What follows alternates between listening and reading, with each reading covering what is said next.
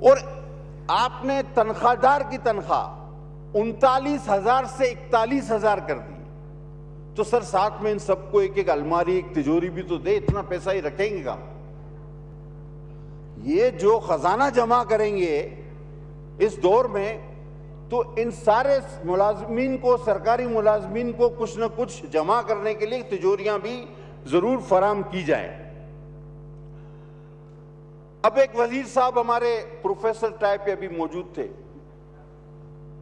وہ کہتے ہیں کہ آپ انتشار مت پھیلائیں، عوام کو سمجھائیں کہ مہنگائی کیوں ہو رہی ہے۔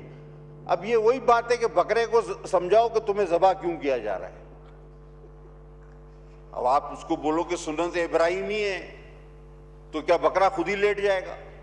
یا آپ بولو عید کا دن ہے یا مجھے گوشت چاہیے، بھائی اس کو تو اپنے جان کی پڑے۔ اب غریب کو وہ کہتے ہیں آپ سمجھاؤ کہ مہنگائی کیوں ہو رہی ہے۔ مجھے سر یہ بات بالکل سمجھ نہیں آتی، اگر کسی اور کو سمجھ آتی ہے تو میں طالب علم رہوں گا ان کا۔ آپ نے سر یہ آئی پی پیز کی بجلی تو آپ خرید نہیں پا رہے، آپ کے پاس سرپلس ہے، آپ اس کے پیسے دے رہے ہیں، ملک خسارے میں جا رہا ہے۔ مجھے سمجھ نہیں آتی آپ نے اتنے پیسے یہ سارے ڈیمز پر کیوں رکھے؟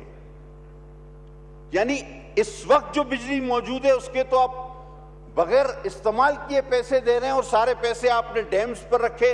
ہو سکتا ہے کہ اس کے پیچھے کوئی آپ کا عقل ہو، کوئی آپ کی پلاننگ ہو، تو مجھے بتایا جائے کہ شاید وہ جب آئی پی پیز کے کانٹریکٹ ختم ہو جائیں گے تو پھر آپ ڈیم سے بجلی لیں گے، یا آپ واٹر ریزروائر بنا رہے ہیں تو سمجھ میں آتا ہے۔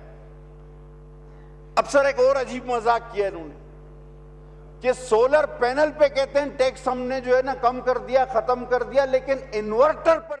قومی اسمبلی کا اجلاس جاری ہے۔ پیپلز پارٹی کے رہنما عبدالقادر پٹیل کی جانب سے اظہار خیال کیا گیا۔ انہوں نے کہا کہ بغیر کسی آئینی ترمیم کے نیا بجٹ منظور کیا جائے گا۔